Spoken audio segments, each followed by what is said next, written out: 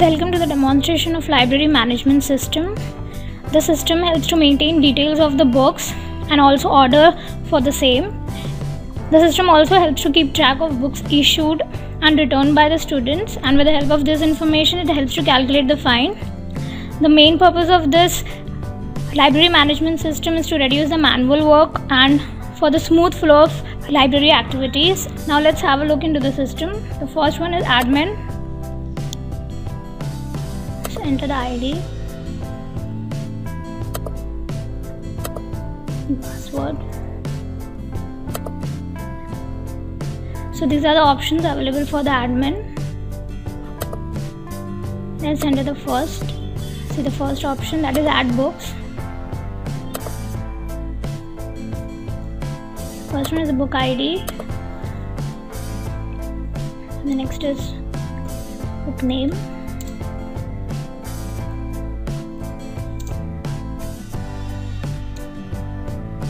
The name.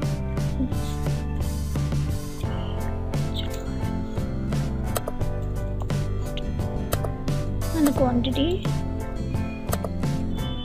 So here the message is shown that the information is being inserted successfully. Next is book search. Here you just need to enter the book ID which you want to search. So the information of that particular book is being shown. That is the book ID, title, author name, cost and quantity. Next one is book update. Here you just need to enter the book ID which you want to update. For example, you want to update this. Click on edit. Then suppose you want to edit the quantity available. Just click on update. So now click on search. You can see the quantity is being updated from 8 to 10. Now view order. Here the order is shown, and for example if you want to see order for some other book, then you can search here like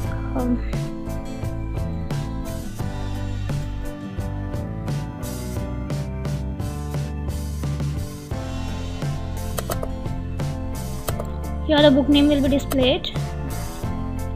Select the author name.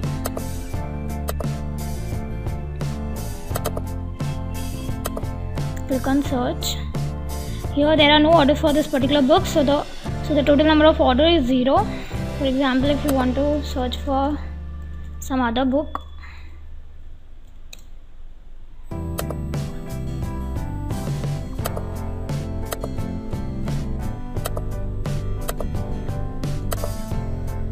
so here you can see there is one order on this book. So here it is showing total number of order is 1. Now let's go to the student module.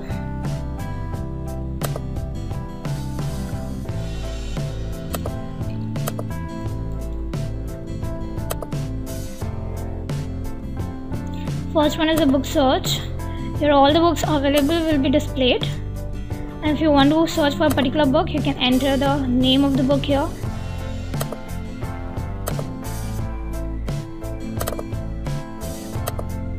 Secret agent.